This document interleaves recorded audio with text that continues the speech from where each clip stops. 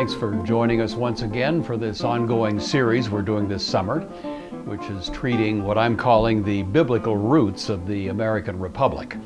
This is really an extension of a series we've been doing over the last couple of years that began with a consideration of the role played by Presbyterians, you may recall, in the American Revolution. From there we took a look at some of the details of the American Constitution itself, and now we're trying to dig back into the biblical roots that were really very important in many cases to the founding fathers as they were attempting to craft some idea of how to do American government, sort of creating this out of whole cloth, you know. And so that's what we're trying to do in this brief series. Last time we were together, we were looking at the basic distinction between two kinds of political philosophies in this world. There is, on the one hand, those who try to gin up, you might say, a system of authority from out of human sources without any reference to outside authority, certainly not God or heaven or anything like that. And of course, typically what happens in that kind of situation is that eventually whoever has the greatest amount of power, raw power, is able to dictate the terms of the game. Sometimes it's more benign, but generally speaking, it tends to move in a direction that's not so healthy, you know. The old expression, absolute power corrupts absolutely, continues to hold true as it has from the beginning of time, and that is the great peril of governmental systems that try to create some sort of political authority simply out of human sources alone. That's really one of the most sad things, you might say, in considering the history of political experiments, is that particular detail. And so we looked at that. We noted that Aristotle probably does the most sophisticated ancient attempt to find some way to balance the power struggle, more or less balancing, you might say, democratic forces against aristocratic, and trying to cobble together something that would more or less prevent either side from exercising undue power. But obviously that has limited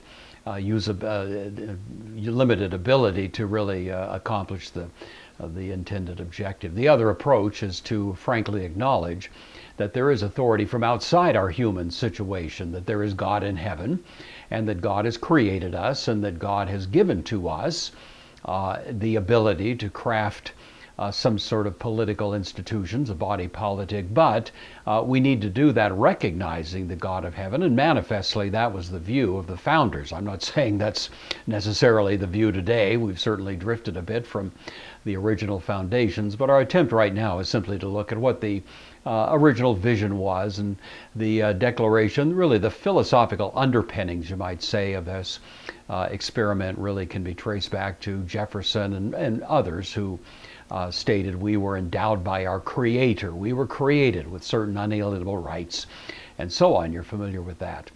Well, today we want to shift the focus and say, okay, if that's the way government is established, if it looks to authority from outside ourselves, how do we reflect that in the way that we view ourselves? In other words, what's the consequence of that? If God, as it were, is the source, the cause of the authority, then what's the effect? What does it have to do with our vision of ourselves, and how does it, in a sense, influence how we go about the creation of a political body? Well, I'm going to call this generally the idea of the principle of human worth. My hypothesis is here that if we recognize God in heaven is the source of true authority, then the effect of that on human beings is going to be to elevate our sense of human worth and our sense of human dignity. That in a sense, it's not going to deprive us of those, but actually accentuate them. I've heard that point, of course, debated sometime. In fact, if you're familiar with the Humanist Manifesto that was published around the turn of the 20th century, the Huxleys and others put together this document that basically repudiated outright the God hypothesis and said that they were doing that in order to elevate human dignity. They thought that if God is in heaven, that it deprives us of something of our dignity. I always thought that's kind of an interesting idea, you know. If there's no God in heaven, then how do we account for our existence? At best, we have to say it's just an accident, purposeless, meaningless, event that took place at some point, kind of a little mishap that took place in a mud puddle, and eventually out crawls a human being. And that human being is destined for annihilation. That's the bottom line. How we exactly have dignity in the meantime is a mystery to me, but there are those who take that view. I heard one modern commentator, maybe I should say one commentator on modern humanity, make the point or say the little phrase, man, by the modern view of things, is a grown-up germ, living on the cog of a wheel of a vast cosmic machine destined for destruction. Now, if you can figure out how to pull dignity out of that in the meantime, then you're a better person than I am. The traditional view is that if God is in heaven, if God is in fact the author of our creation, this God who is utterly holy, transcendently majestic, can give to us his dignity, and that really is the only source by which we can derive any idea of dignity. Well, that core gives rise to three basic principles. I'm going to suggest to you that if you think about what is distinctively, classically American. Now, I realize that we live in somewhat tumultuous times, and so some of these ideas may be debatable at the moment, but if we ask, where was the view of things if we trace back through American history, our idea of ourselves? In fact, if to this day you were to tour around the world and just ask people at random what their view traditionally is of America, why is it that there's no nation in the world that people have a more passionate desire to come to than this country? Why is it that we've been such a magnet to people from all over the world? They're willing to come here legally and in many cases illegally. They just want to get to America. What is it? What is it about this place that really has been responsible for that? Now, you may differ at this, but I'm going to suggest three terms that I think may describe the reasons for this. The first one I'm going to call unity. The national phrase, e pluribus unum, out of the many, one. The idea that as a nation we have one united idea of ourselves. We are one nation under God. Our Constitution specifically prohibits titles or titles of entitlement. That is to say that we have some kind of titles of nobility, the term I was looking for there. We don't have lords and barons. We don't have dukes and ladies and that kind of thing. We don't have those titles. We view everybody as coming into this world on equal turf. We don't believe that there should be a caste system. We don't think some people come in here as aristocrats and some people come in here as common. We just don't believe that. We've repudiated that. There was an expression that passed around some of the saloons and bars back in the colonial days. We serve no sovereign here. If you claim to be a sovereign, you're going to have to take your business elsewhere. We have a strong, deep sense that we are one people and that there's a kind of unity that ties us together. That's been a traditional American notion, and it certainly is one idea that people would think about in connection with our experiment here in the United States. Another would be the notion of liberty. We have a idea that in this nation people are free. We have a Statue of Liberty that was given to us by France, of course, but it really does carry the idea that we are a free people, and that's been the traditional view. We sing in the national anthem, we're the land of the free and the home of the brave. We believe that we have liberty and justice for all. That idea is one of the most common and widespread views of how we live here in the United States. Now, again, of course, there's always governmental forces that are trying to deprive you of your freedom. I don't need to tell you that. We live with that every day. But even in spite of that, there is a deep sense that liberty lies at the heart of who we are and what we are. And finally, I would say the notion of equality needs to be mentioned. I mentioned last time we were together, Lady Justice is blindfolded. That's to make sure that there's equal protection under the law, enshrined in the 14th Amendment, and certainly the Constitution generally stands for that idea, equal protection. That no matter who you are, no matter what your socioeconomic status might be, nevertheless, you have the guarantee that you'll have equal protection. Now, I grant you, we don't really, realize all of those. They are aspirational. We're always pressing toward that. We certainly have some black eyes in our history. We know the blight of slavery. We know all of those things are part of our history. We don't try to hide it. But nevertheless, we have an objective. We have something we're pursuing. And that's been very much a part of our national self-interest and our self-identity, our self-image. And again, I think you'd say that really around the world, to some degree, people would view us in that way. So what I'd like to do is take a look at each of those just briefly and ask the question, where did those ideas come from? Certainly at the time, I'm going to just tell you this, at the time that the Constitution of the United States was being framed and those values were being enshrined, you would have to say we were doing something that was almost completely unprecedented. You wouldn't find any nation in the world that had committed itself philosophically to those ideas. And yet here we are, trying with a straight face to make those the underpinnings of our whole understanding of how to do a political system. Well, where did that come from, you know?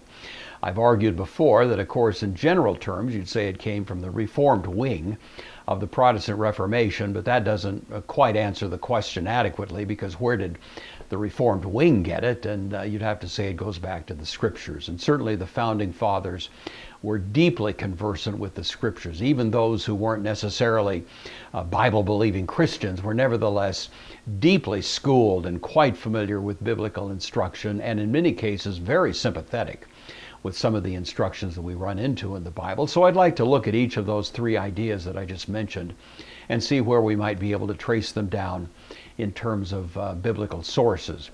The short answer is certainly we find all of these ideas reflected in Moses and the law that he gave to the children of Israel after they came out of the land of Egypt.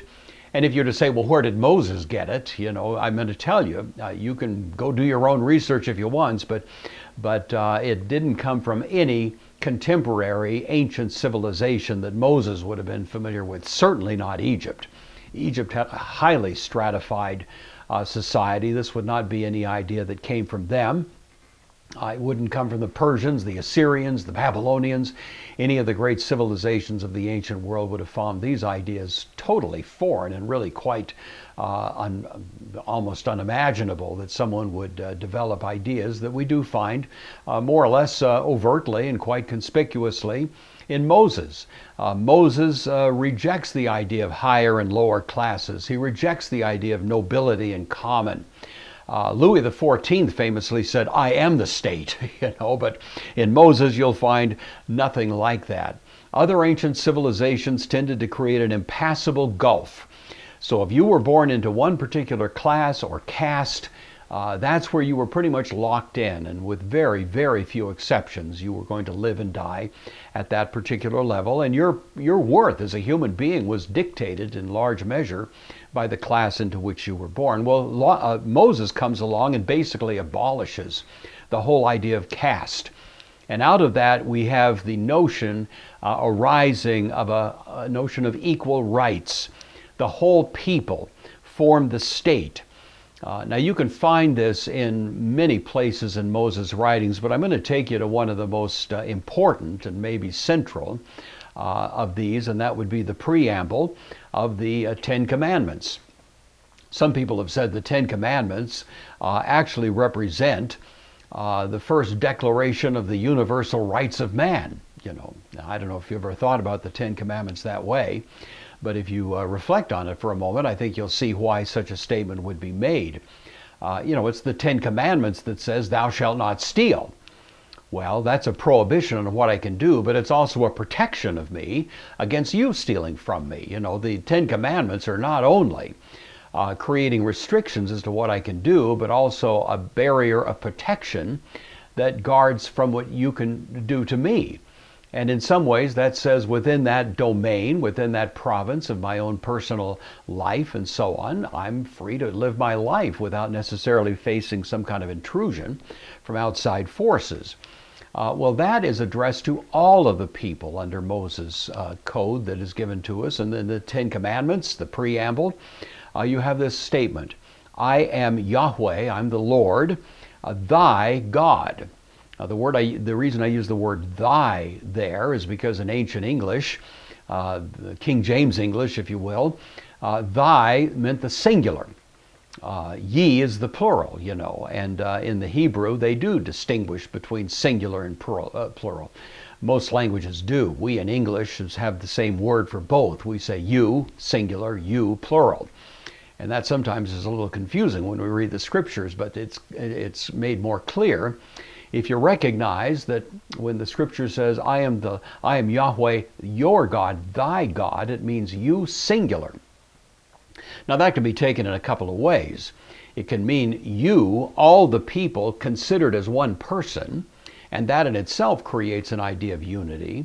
Or it can mean each person individually considered, and insofar as each person is being individually addressed, it once again creates unity. It's saying there's nobody that is in some kind of upper status vis-a-vis everybody else. I am the Lord thy God, which brought thee out of the house of bondage.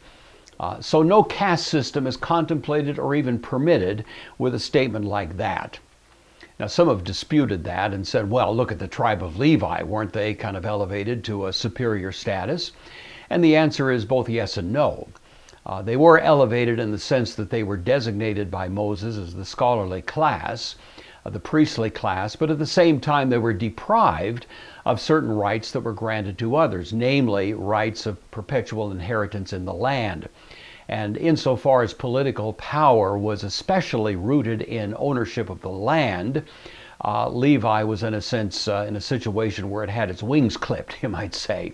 So the advantages that came to Levi by virtue of being singled out as the scholar class were curtailed and limited by the fact that Levi was also prevented from having additional political power related to the land. Bottom line, this is the whole law for the whole people of God. Social distinctions certainly happened, but they didn't happen by dint of birth. They happened as a result of hard work or giftedness in terms of intelligence, something like that. But we would say in America the same thing. If somebody goes out, rolls up their sleeves and works hard, that they can advance. And if somebody's lazy and doesn't do that, then they're going to wind up worse off. That's not, however, automatic gradations based on birth. That's simply the function of how life is when a person puts their mind to it and tries to improve their situation by simple industry and that sort of thing. All right, well, that's the first one, unity.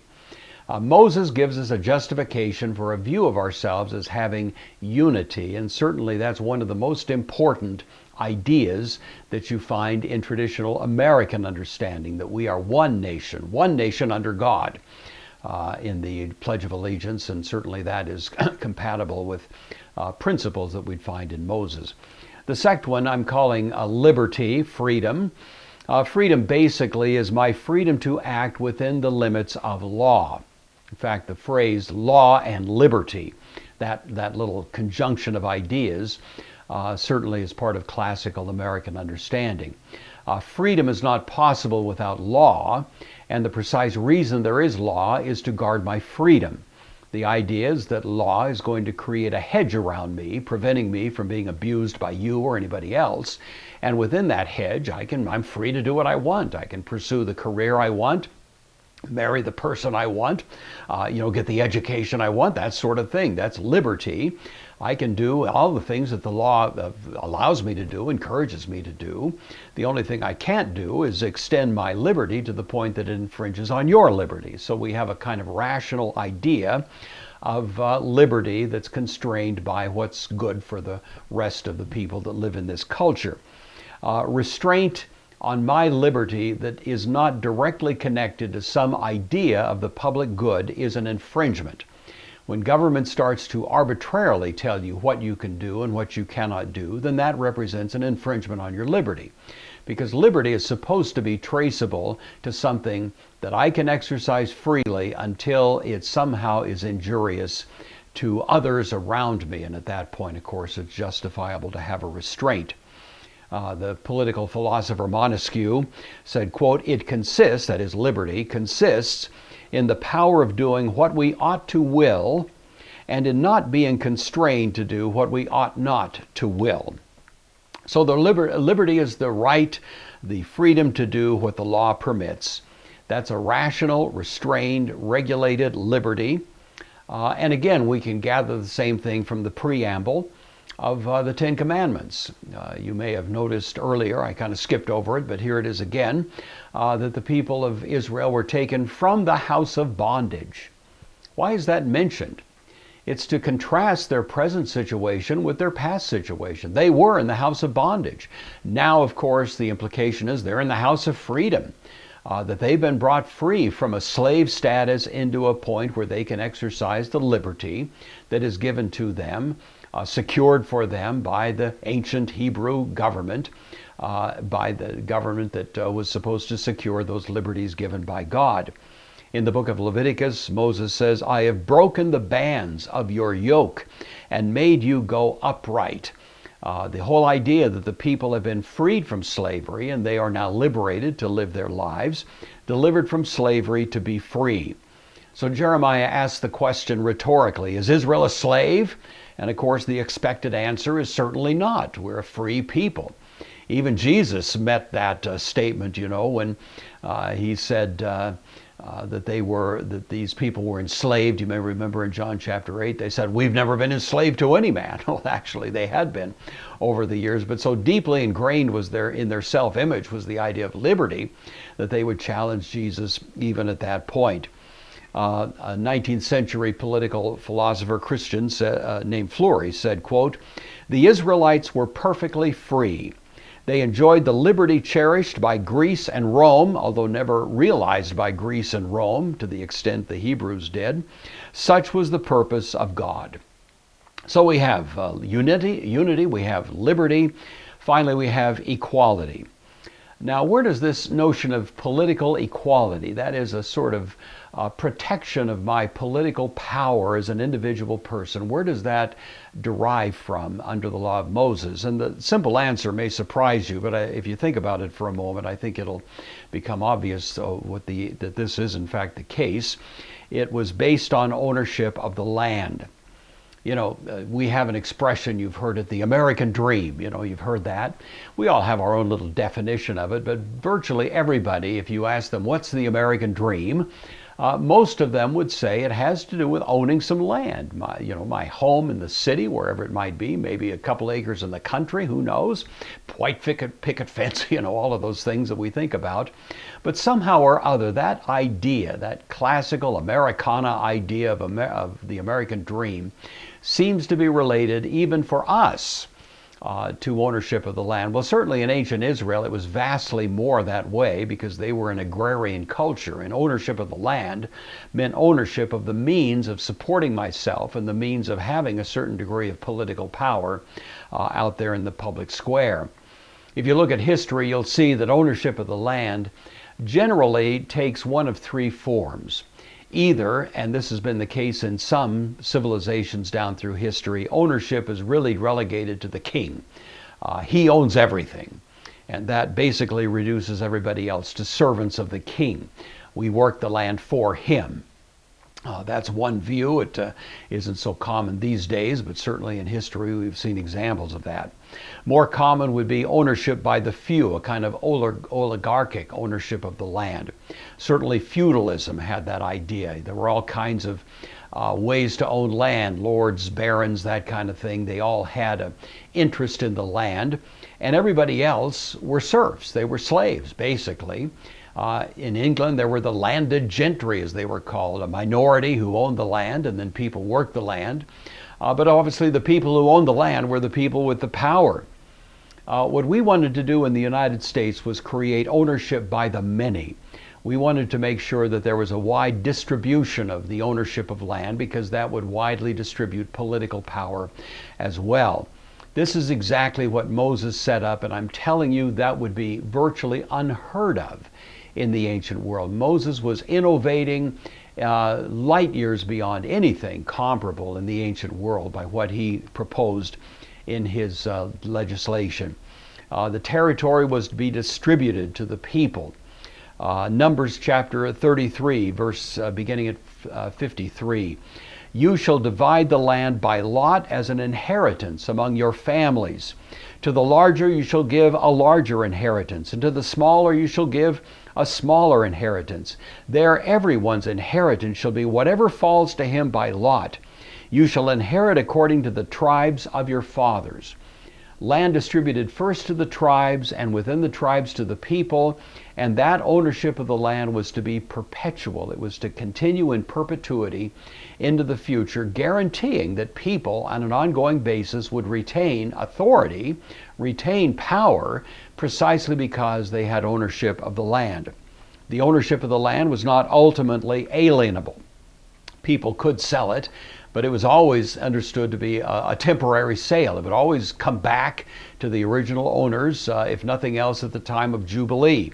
In Leviticus 25, the land shall not be sold permanently, for the land is mine. God speaking, of course. For you are strangers and sojourners with me. And in all the land of your possessions you shall grant redemption of the land, the right of redemption, and ultimately every 50 years the Jubilee, restoration of the land to the original ownership. Interestingly, the founders recognized that very principle. They saw that land ownership was extraordinarily important, and many of them addressed it. John Adams was certainly quite concerned about that. He said, quote, "The agrarian in America is divided into the hands of the common people in every state in such a manner that 19/20ths of the property would be in the hand of the commons. Let them appoint whom they might for chief magistrate and senators." He uses the term commons to refer to all of us and say we could elect senators and magistrates, but we sort of retain the authority in ourselves, you see. Adams continues, "The sovereignty then, in fact as well as theory, must reside in the whole body of the people, and even an hereditary king and nobility who should not govern according to the public opinion would infallibly be tumbled instantly from their places." Ownership of the land, protected even under our Constitution and celebrated as a very important aspect. Now, in the modern world, maybe we're not all farmers, I grant that, but that notion that there's a kind of distribution of authority, a kind of equality that's ultimately was traced back to the land, may take various forms today in the modern world, but nevertheless the principle I think you see. What are the implications of that? Well, for one thing, it would serve to prevent extreme poverty on the one hand and extreme wealth on the other. It really was a guard against becoming super wealthy or super poverty stricken. A great genius idea there, you might say, in political philosophy. It would arouse an interest in people to work for the common good. If I'm working for the benefit of my land, by helping others, then that's the incentive for me to be a public-spirited person, because it's not only good for the community, it also comes back and is good for me as well. And obviously it encourages hard work and productivity. It's interesting once again that in the ancient world, in Israel, the Hebrews were really unique in their celebration of the virtue of hard work. Aristotle, it's foreign to him. He thinks work is something done by slaves. The elite people should sit around and philosophize while the slaves are doing all the work. He had a very highly stratified view of society in spite of his enlightened insights into some ideas. And of course, the whole point was that work was simply demeaning. It wasn't something that people should have to do unless they were required to do it, but not to the Hebrews. The Hebrews were, of course, deeply committed to the idea of the virtue of work. Solomon said, "Hard work makes rich." The idea of the virtue of hard work is certainly one of the common themes through Scripture, not only by the Old Testament writers, but by the New. You think about what's called the Puritan work ethic. Where did the Puritans get the idea that work was something to be celebrated? What was it that made so many Puritans so rich over the years? Well, it was their understanding of the biblical principle that hard work is productive and that we should do that. It's good for building character, it's good for us, it's good for our families, and it certainly reflects a biblical mandate. The Apostle Paul says to the Thessalonians, if a man will not work, he will not eat.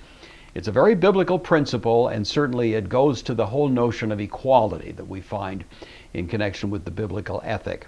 Ownership of the land was made permanent by law. The sabbatical year, every 7 years, would involve the forgiveness of debt. The Jubilee year, every 50 years, would actually require that the land go unencumbered back to the original owners. You could sell land for a while, but it would not be sold permanently. That was the principle, and it was a powerful idea that would constantly keep the people in a situation where, at least to the degree it was possible to do so, they would live with human worth, human dignity, surrounded by the great principles of unity and liberty and equality.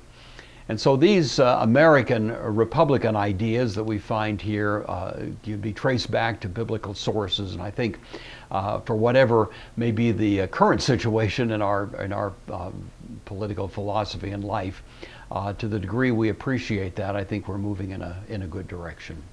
Well, thanks a lot for joining us for this brief presentation. Hope that's helpful. We'll keep doing these, probably on the order of about one a week here as we can. And so I look forward to seeing you next time. And until then, I pray that God will richly bless you. Thanks again.